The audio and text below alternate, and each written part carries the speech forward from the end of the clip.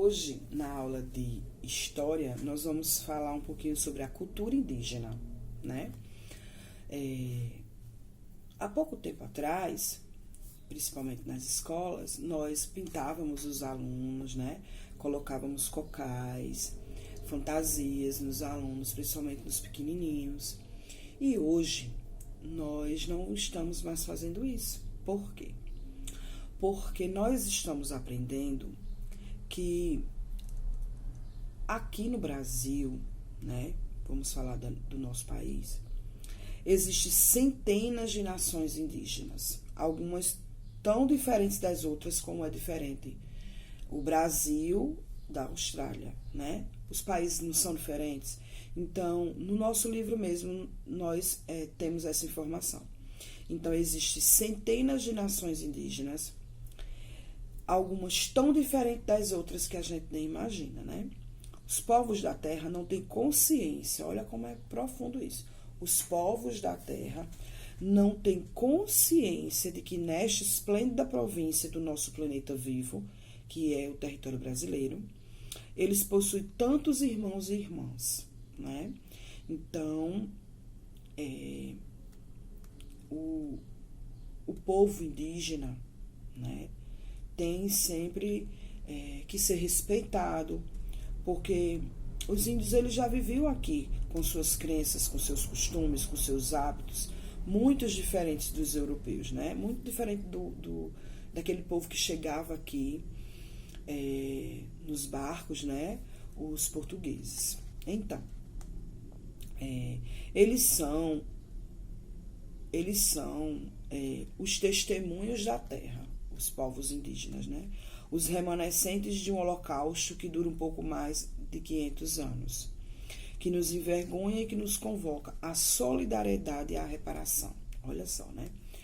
Eles passaram e passam por tantas coisas, tantas discriminações, tantos preconceitos que nos envergonha, né? É um povo que sofreu e ainda sofre muita discriminação.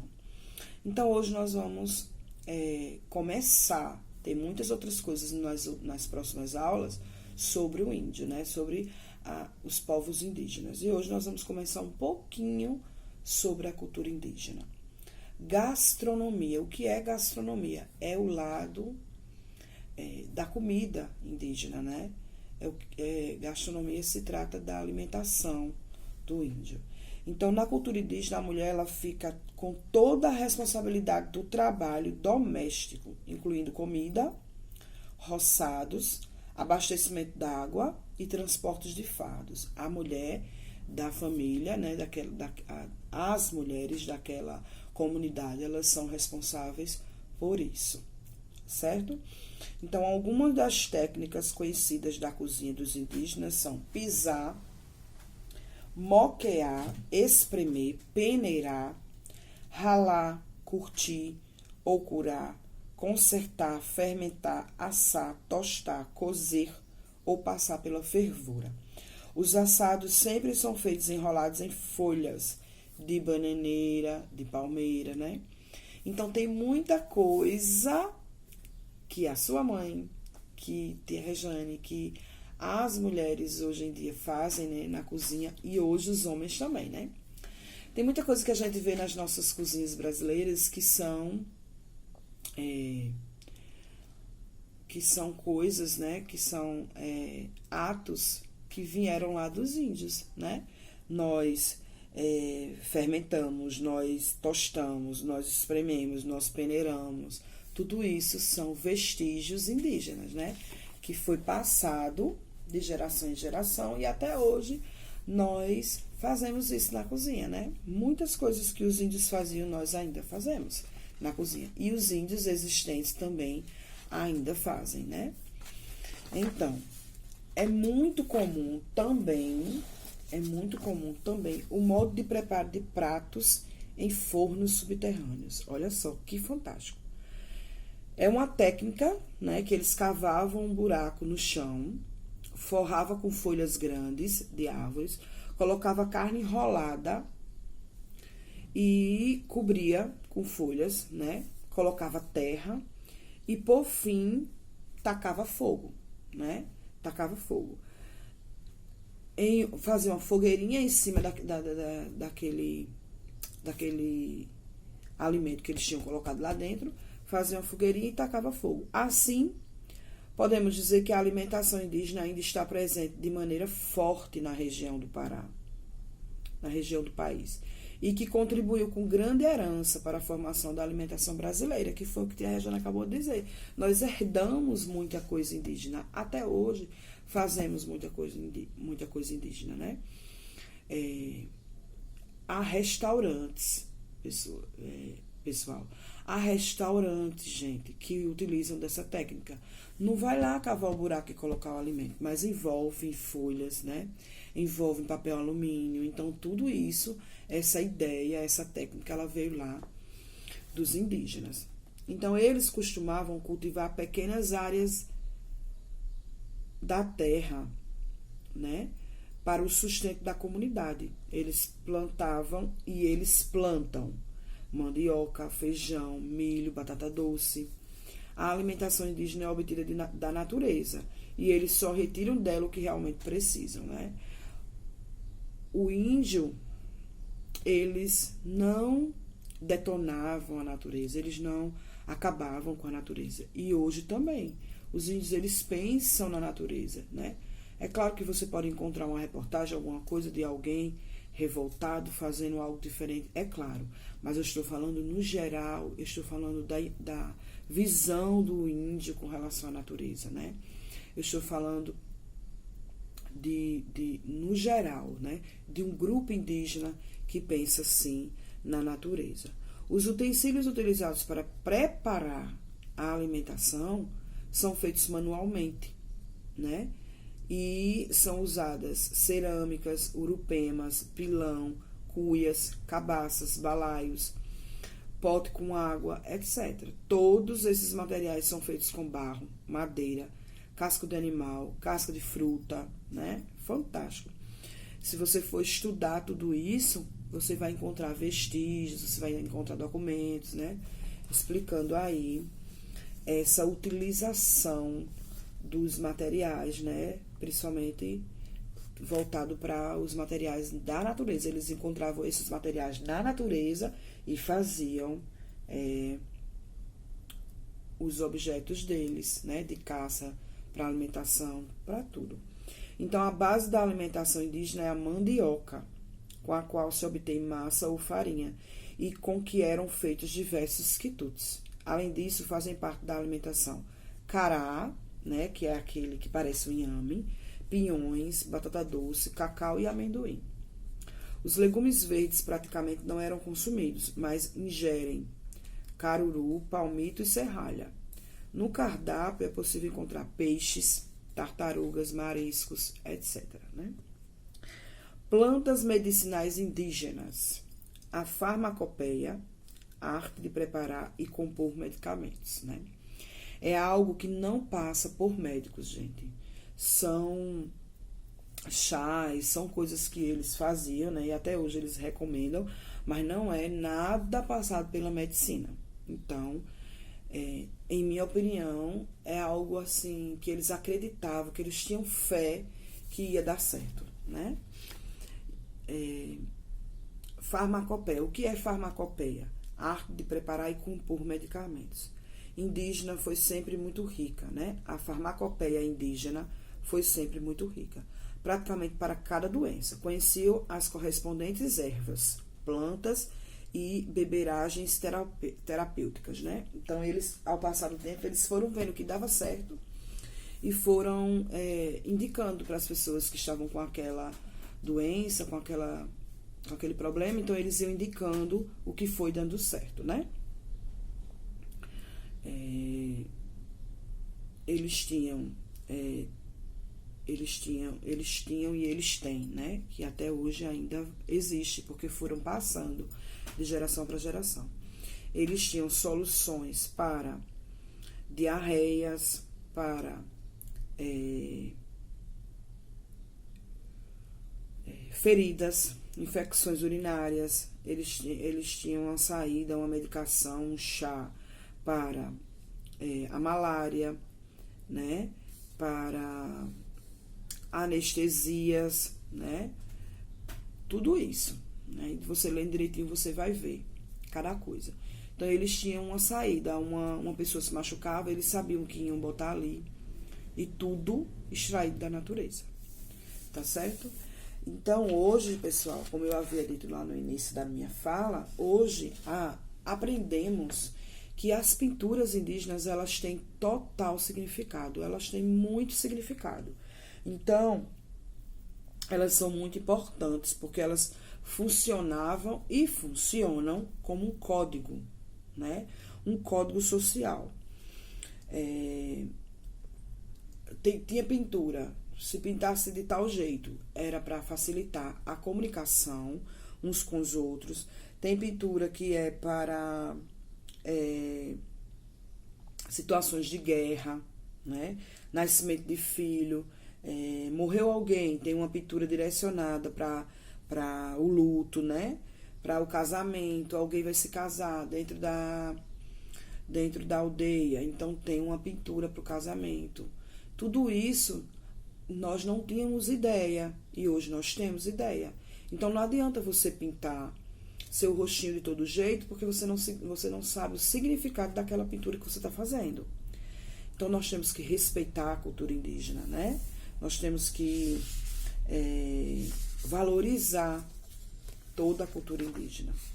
É muito comum também o modo de preparo de pratos em fornos subterrâneos. Então, até hoje, de alguma forma, não tão parecida com a do índio, até hoje, de alguma forma, alguém imita, né, ou traz para si, traz para os dias atuais, essas técnicas indígenas na cozinha, certo?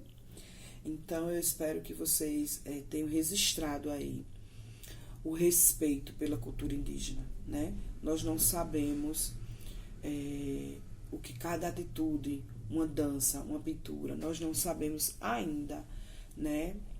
Com preciosidade de detalhes, o quanto é importante, né? Esses rituais, certo, gente? Então, vocês têm história, a página 68 para fazer, certo? A página 69 e a página 70, ok? Então, qualquer coisa, eu tô aqui, pesquisem, né? Porque a gente só consegue aprender mesmo pesquisando, deixando a preguiça de lado. Nós só aprendemos tirando dúvida, né? É muito importante tirar dúvida para que a gente não fique com aquilo guardado e a gente vá passando algo errado, tá certo? E agora nós vamos para a aula de matemática, né? Extração de inteiro. Nós vamos aprender hoje a extrair uma fração do número inteiro. Em alguma situação de alguma atividade, lá no início do conteúdo de fração, eu até fiz um exemplo desse, né? Eu peguei uma fração e extraí aquela fração do número inteiro. Quanto é 1/4 de 20? Quanto é 1/3 de 15? Quanto é 1/2 de 10? Certo? Por exemplo, eu comprei uma pizza com 10 fatias e eu dei para um aluno 1/5 da minha pizza. Quantas fatias eu dei para o meu aluno? Né? Eu falei de fração, mas quem está me ouvindo tem que ter a noção de quantas fatias eu dei para o meu aluno. Então, é isso que nós vamos aprender hoje. Mas antes de chegar nesse assunto, eu vou revisar o início lá de fração, bem no início, certo? Nós aprendemos que fração, ela remete divisão. Eu tenho 2, eu tenho 2/5. Olha, eu tenho 2, vamos supor, eu tenho 2 pastéis. e quero dividir para 5 pessoas. 2 pastéis para 5 pessoas. Daí a gente vai entender quantos pedacinhos, quanto desses 2 pastéis essas pessoas vão receber, entendeu? Então, fração, ela é uma divisão. Coloquem isso aí na sua cabeça. Fração remete divisão. Claro que nem sempre exata, né? Mas é uma divisão, tá certo? Então, lá no início do nosso assunto, nós vimos representação da fração. Eu tenho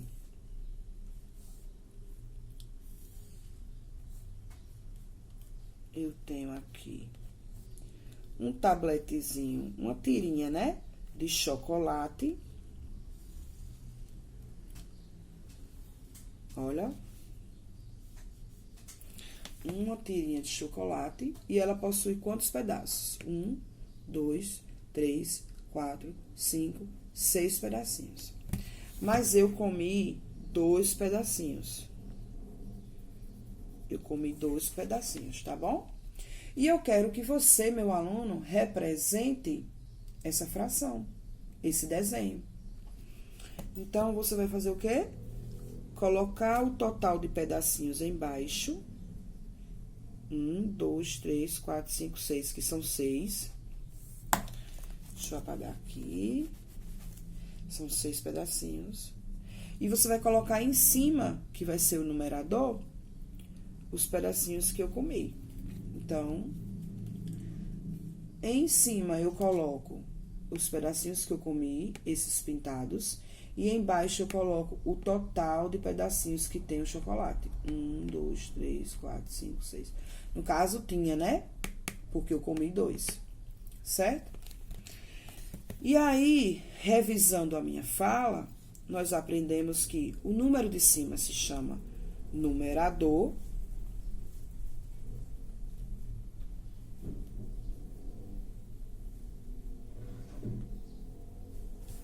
Numerador. E aprendemos que o número de baixo se chama denominador.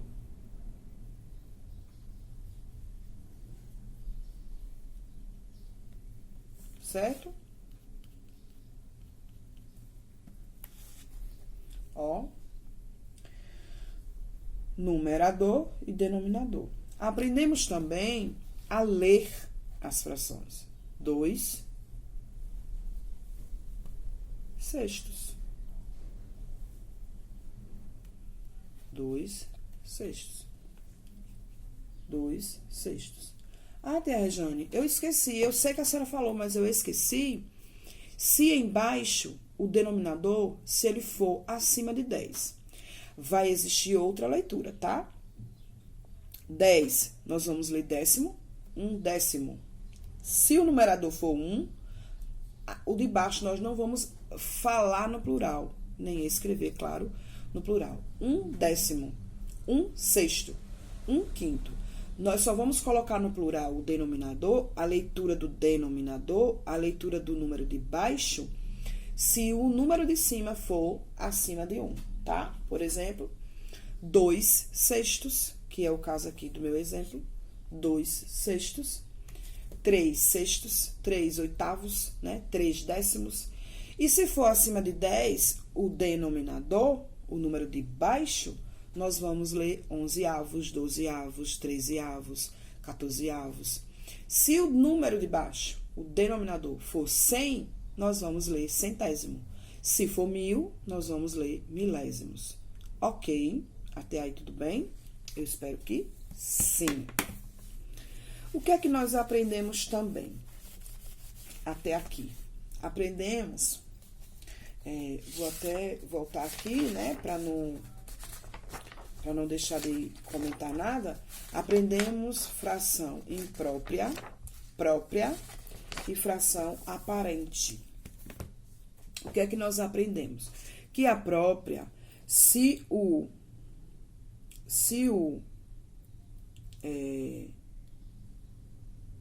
numerador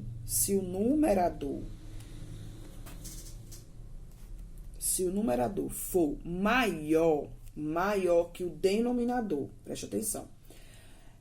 A fração própria é aquela que tem uma quantidade, veja bem, onde o numerador é menor que o denominador. A própria, olha.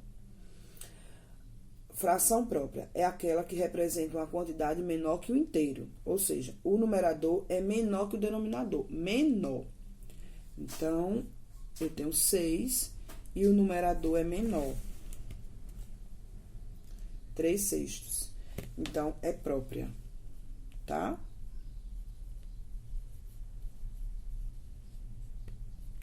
Se o numerador for maior, imprópria.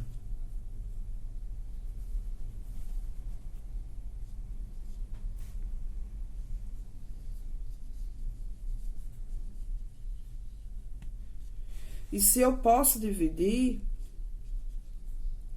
o numerador pelo denominador, então é aparente.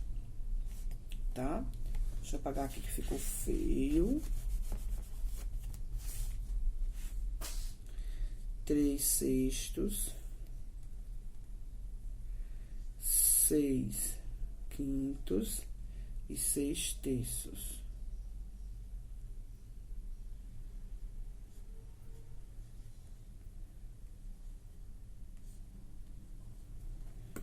Vamos ver se vocês entendem aí, ó. A própria, o numerador é menor. A imprópria, o numerador é maior. E a aparente eu posso dividir. Própria, numerador menor. Imprópria, numerador maior. E aparente eu posso dividir. Vai dar uma divisão exata. Certo? Então, já revisamos isso aí também. Vamos para a próxima.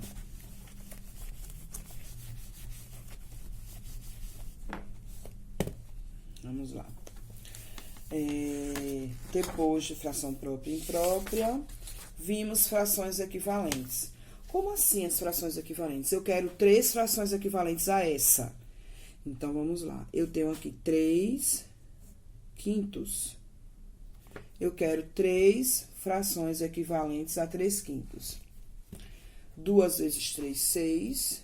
2 vezes 5, 10. Primeira fração equivalente. Eu comecei por 2, ó. 2 vezes 3, 6. E 2 vezes 5, 10. Mais uma fração equivalente. 3 vezes 3, 9. E 3 vezes 5, 15. Vou colocar aqui. 9 quinzeavos. Por 4. 4 vezes 3, 12. E 4 vezes 5, 20. Então, eu já fiz 3 frações equivalentes a essa daqui, ó. A essa primeira. Comecei multiplicando por 2, 2 vezes 3. Vou multiplicar por 3 a primeira fração. Você sempre vai multiplicar essa primeira fração. Essa daqui já foi feita. Agora, vamos multiplicar por 3. 3 vezes 3, 9. 3 vezes 5, 15. Por 4. 3 vezes 4, 12. Não, 4 vezes 3, 12. E 4 vezes 5, 20. Certo? Então, são 3 frações equivalentes a essa daqui que eu dei. Tá bom? Isso são frações equivalentes. Revisamos também, agora, frações equivalentes. Vamos simplificar frações. Eu tenho, até agora, quando a gente procurou frações equivalentes, nós multiplicamos, não foi? Simplificar é dividir. Eu tenho 8/4. Posso começar a dividir por 2? Pode, porque os dois são pares. Então, 8 dividido por 2, 4. E 4 dividido por 2, 2. Ainda posso por 2? Sim. 4 dividido por 2, 2. E 2 dividido por 2, 1. E agora, 2 dividido por 1, 2. Então, simplificamos até as últimas. Isso é simplificar a fração. Vamos simplificar outra. Eu tenho 10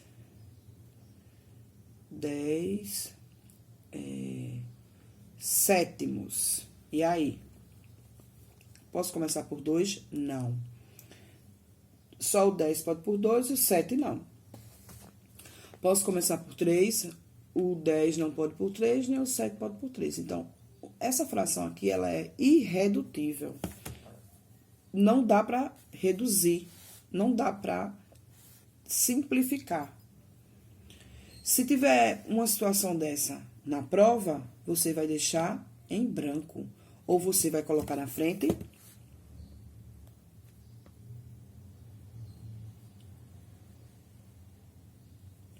irredutível.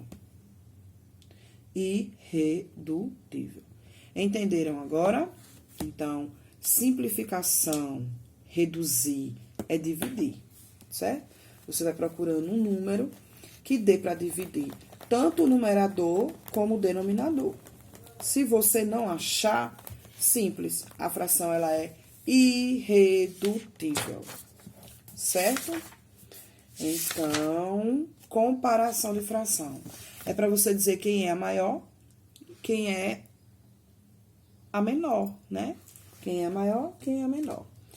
Se os denominadores são iguais, maior é a qual tem um numerador maior. Se os numeradores são iguais, maior é a que tem o denominador menor. E se tudo é diferente, nós temos que tirar o MMC dos denominadores, certo? Então, vamos para o primeiro caso. Denominadores iguais. Eu tenho 4 e 4 nos denominadores. E em cima eu tenho 3 e tenho 2. Quem é maior? 3 quartos ou 2 quartos? 3 quartos ou 2 quartos? 3 quartos. Não esquece que esse símbolo aqui é o seguinte, essa abertura ela vai ficar para o lado maior. E essa pontinha aqui, ó, para o lado menor. Então, 3 quartos é maior do que 2 quartos. Denominadores iguais, numerador maior vai ser justamente a fração maior. Vamos fazer agora numeradores iguais. 2, 2.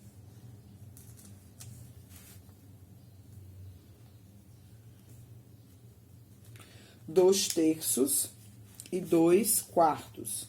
2 terços e 2 quartos. Qual é a fração maior? É a que tem um denominador menor. Então, a abertura grande vai ser para ela e o biquinho vai ser para menor, certo? Então, 2 terços vai ser maior do que 2 quartos. Por quê? Numeradores iguais, denominador menor é a fração maior. Denominadores iguais, fração maior, numerador maior.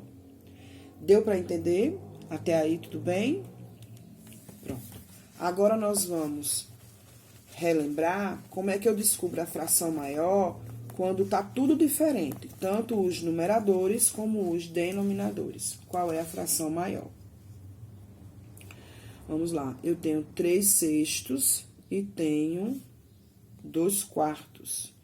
E eu quero saber qual é a fração maior. Só que dessa vez não está fácil. Por quê?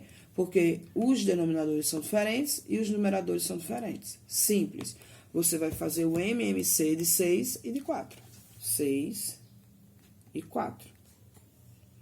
E nós vamos começar por 2, porque os dois são pares, né? 6 dividido por 2, 3. 4 dividido por 2, 2. Ainda podemos por 2. Repete o 3. 2 por 2, 1. Agora por 3. E 3 dividido por 3, 1. Repete o 1. E agora acabamos. 4 vezes 4. 12 vezes 2, 4. 4 vezes 3, 12.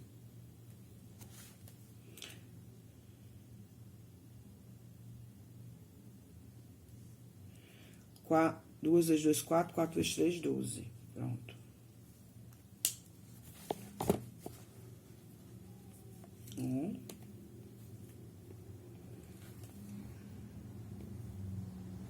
Certo? Então, o que é que a gente faz agora? É simples, nós já descobrimos o MMC e agora nós vamos fazer as duas frações com os denominadores agora iguais, porque a gente já descobriu o MMC, certo?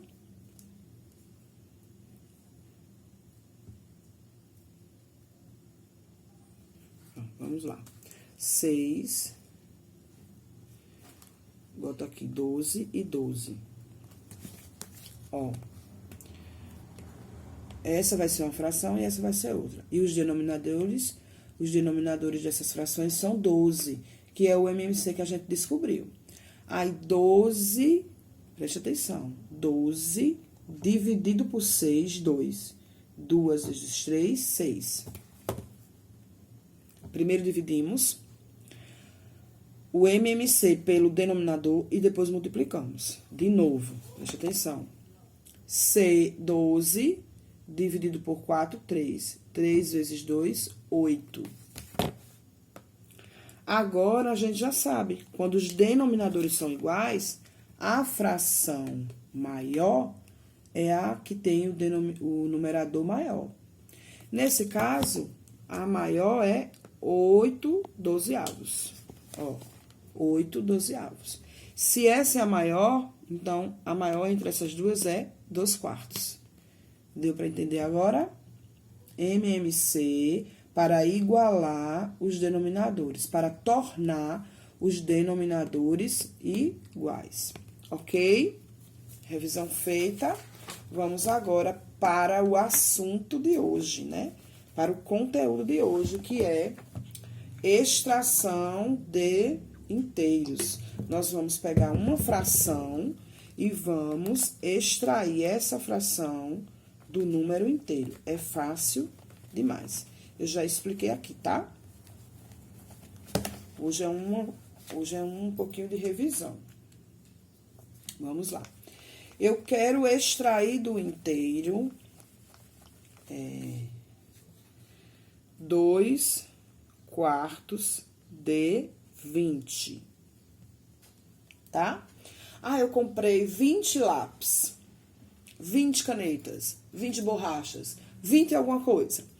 E quero dar 2 quartos desses lápis. Quero dar 2 quartos. Quantos lápis eu dei? Vamos lá? Já expliquei isso aqui. Eu vou pegar 4, ó, 20, e vou dividir por 4.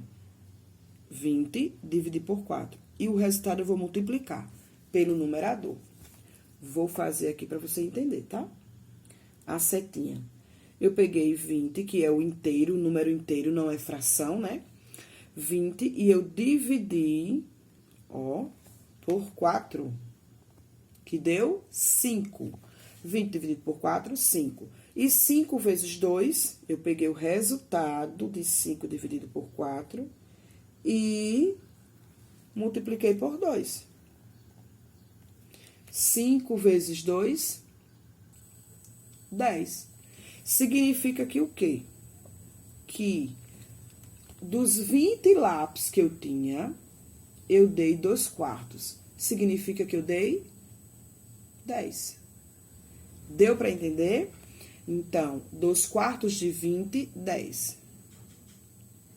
Ok? Outro exemplo. 3 sextos de 24. Eu quero saber quanto é 3 sextos de 24. Vamos lá? 24 dividido por 6, 4. 4 vezes 3, 12. Então, 3 sextos de 24, 12. O que é que nós fizemos hoje? Extraímos do inteiro, né? Ó, extração de inteiro. Tiramos uma fração do total aqui do número inteiro, né? Tiramos uma fração do inteiro. Não tá fácil? Pronto. Então, vocês têm em matemática a página para fazer. Vocês vão amar, esse assunto é muito bom. Vocês têm a página 125, 126 e 127 para fazer, tá bom? Ok? Então, tudo de bom. Até amanhã. E qualquer coisa, vem tirar dúvida comigo, tá bom? Até amanhã.